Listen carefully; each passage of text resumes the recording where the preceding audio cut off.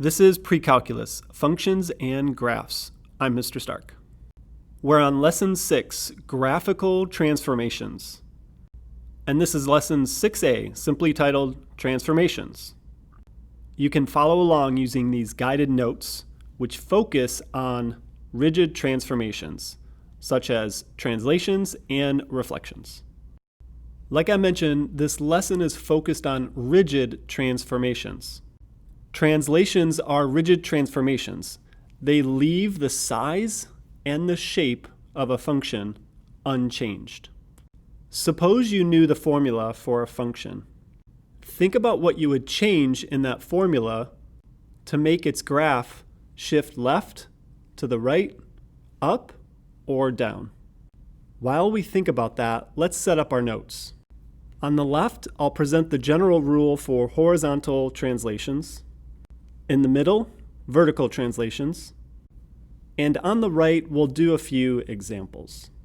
For some function f of x and a real number c, there are two rules for horizontal translations. This one, that moves the function right c units. And this one, that moves the function left c units. About that notation, it's generic, meaning it works for some function f of x, and you're expected to know what some of the equations look like for the 12 basic functions. If you don't quite get it, you'll understand more when we do the examples. There are also two rules for vertical translations. Here they are. Y minus c equals f of x, which translates or shifts the function up c units. The other one is y plus c equals f of x, which translates the function down c units. Both of these equations could be solved for y, but I write them like this so that you could see the connection between the vertical translations and the horizontal translations. Notice that the rules are opposite of what our intuition would say. For horizontal, if we subtract c, it seems like we should move the graph to the left because that's the negative part of the coordinate plane. For vertical, if we add c to y, it seems like we should be shifting the graph up, not down. The reason for the opposite nature of these general rules is due to a reassigning of x and y values. The best way to understand this idea is to create a table of values for a function and try it out yourself. Use a simple function like absolute value and use integer values for x. Speaking of the absolute value function, let's do an example with it. Suppose f of x equals the absolute value of x. If we want to shift it down 4 units, then we'll use that bottom general rule. So then we write y plus 4 equals the absolute value of x. Then we could solve for y, and we could say y equals the absolute value of x minus 4. Check out this graph of the absolute value function translated down 4 units. Notice that the original function passes through the origin, and the transformed function passes through 0, negative 4 units below the origin. Okay, let's do one more example. Suppose f of x equals x cubed, and we want to translate that function to the right 2 units. We use the first general rule and plug in 2, so we get y equals x minus 2 cubed. I hope it's obvious why the x minus 2 is in parentheses, but it might not be as obvious to move from the general rule to the final equation. So I'll just say this: whichever function you're working with, absolute value, cube, or square root, and so on, that's what the f represents in the general rule. So we're always looking out for equations like that. Any of the 12 basic functions that we studied in Topic 3. Let's talk about reflections now, which are also rigid transformations. The two types of reflections that we'll talk about are across the x-axis and across the y-axis. To reflect a function across the x-axis means that we make every positive y value negative and every negative y value positive. So algebraically, we replace f of x with negative f of x. Don't forget, the notation f of x simply means the output of a function. So those are y values. To reflect a function across the y-axis means we replace every positive x with a negative x, and every negative x with a positive x. So algebraically, that's what we'll do too. We'll replace x with negative x. Let me show you how it's done. Here's the example function that we'll use. F of x equals x squared plus 2x. Now I'll reflect that function across the x-axis, meaning I replace f of x with negative f of x. Now if I solve for f of x, all I need to do is multiply the entire function by a negative. So I get negative x squared minus 2x. And that's it. It made every positive y value negative and every negative y value positive. If we graph these two functions together, you could see the reflection vertically. To reflect the function across the y-axis, we're replacing every x with negative x.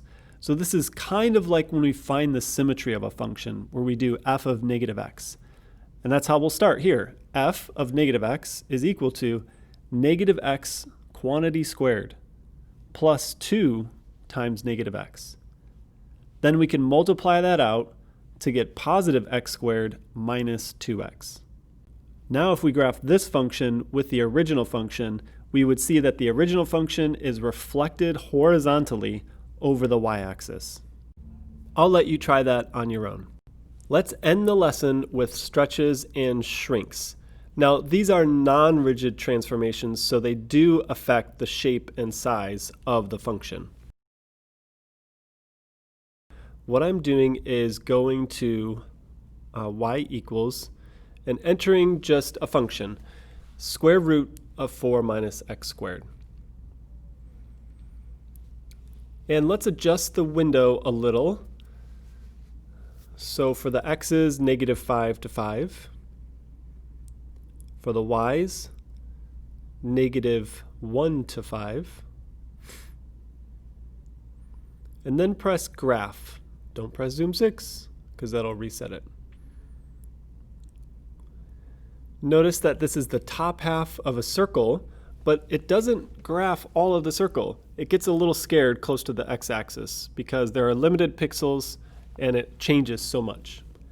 In y2, type in 2 and then y1, which is alpha trace. What we're doing is calling upon y1 and transforming it. Then do 0.5 for y3. So one we're multiplying by 2, the other we're multiplying by a half. So we see 3 curves. The red and the black are transformations of the blue curve. Pressing trace allows us to jump from each curve to the other. So I press down to go to y2, just like in the list. Notice that that is stretched vertically. It's like we took the point at 0, 2 and pulled it up. And then for the black curve, 0, 2 and pulled it down. So the black is a shrink and the red is a stretch. Multiplying by 2 stretches, multiplying by 0.5 shrinks. Now we're going to move that 2 to the inside of the function, meaning 2x. So we're taking the function and evaluating 2x. And again, 0.5x. So this is going to affect the x values, the horizontal aspect of the function. So let's see what happens. And it definitely did. Instead of the curves being stretched vertically or shrunk vertically, they're stretched horizontally and shrunk horizontally.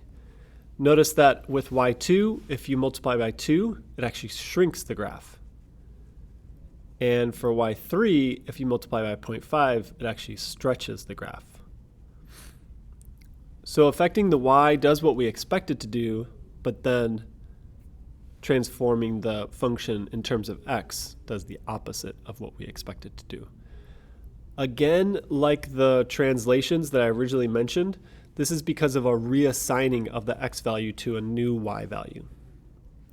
But this is a great way, instead of a general rule, to just see it graphically and how those curves show up, because that is a huge approach to transformations, the graphical approach.